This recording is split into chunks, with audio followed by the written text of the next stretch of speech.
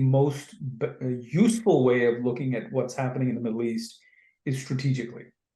Look, Hamas isn't an actor that can operate on its own.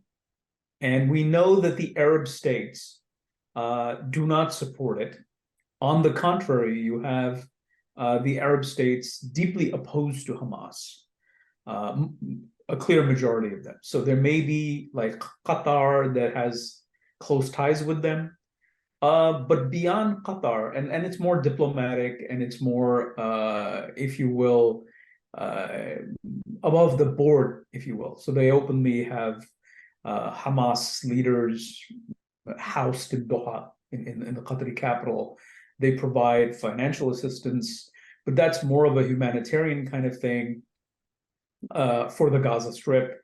So if we leave that aside, you look at the Arab world and you see every single actor, Egypt, Jordan, Saudi Arabia, UAE, these are the states, and I'm not going to include Syria in it because I think Syria has become a vassal state of Iran.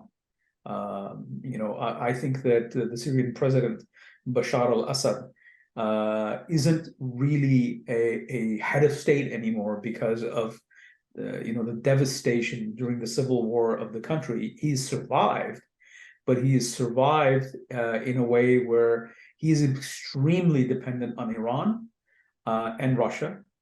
And to me, he's like a warlord. So, I'm not going to include him in this list. But if you look at these major players that I talked about, they're all opposed to Hamas because Hamas's agenda is at odds with the agenda of these states. These states do not wish to alter the fabric, the security architecture of the region. Which state wants to do that? And it's very clear that that's Iran. Iran is a revisionist state. And its revisionist agenda suits Hamas because Hamas cannot achieve what it wants, which is it wants to destroy Israel, and it wants to create not a Palestinian national entity, but an Islamist Palestinian entity. It's almost like, and many of your Pakistani viewers and Indian viewers would probably understand what I'm trying to say here is, it's as if, we say that in Pakistan that, the TLP or the TTP are fighting for Pakistan. They're not fighting for Pakistan. They're fighting to subvert Pakistan. So while Pakistan is still a state, but in the case of Hamas is subverting the legitimate Palestinian national struggle for its own purposes. So there's a convergence of interest here. And through Hamas and through Hezbollah and other proxies in the region, the Iranian regime is essentially cornering the Arab states. Because if you look at the behavior of the Arab states, they're very defensive right now. They have no solution for the problem. And Hamas keeps, Iran through Hamas keeps pushing them, and they keep falling back, and they play on the turf that Iran prepares.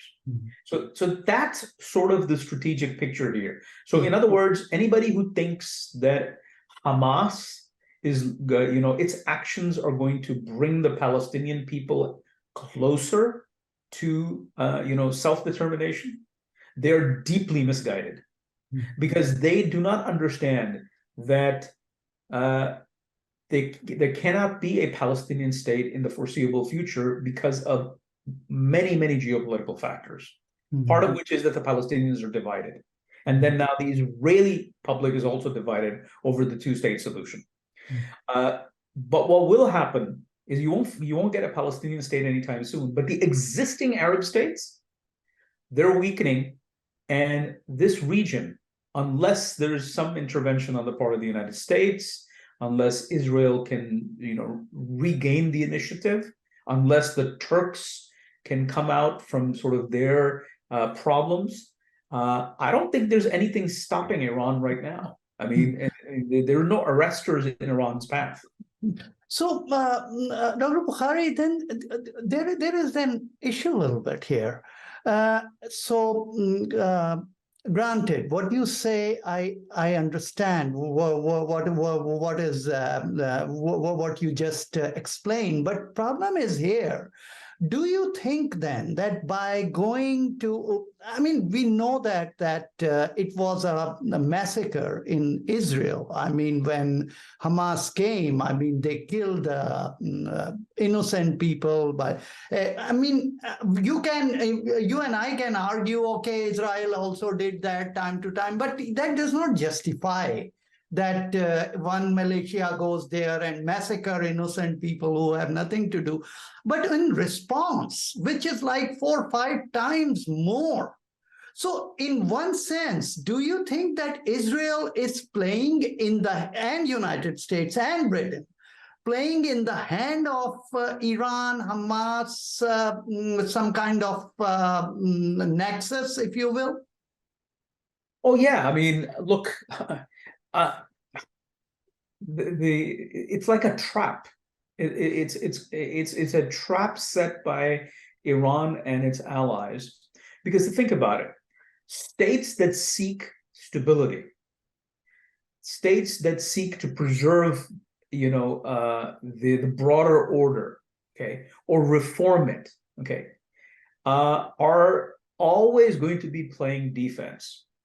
Whereas those states that are revisionists, that want to alter the existing order, they will be very aggressive in their actions. And we see Iran for decades now, very aggressive, pushing into the Arab world. So, yes, I mean, look, when Hamas pulled off the October 7 attack, it knew exactly what was going to happen. Okay. Maybe they didn't know the level of carnage that they would be able to commit, but they knew that they're doing something that they've not done before, and it will trigger a massive response from the Israelis. There's no way any Israeli government, however hawkish or moderate or whatever it is, irrespective of who's prime minister and what political party or what coalition is ruling Israel, there's no way that they can say, oh, well, it happened and then we won't retaliate.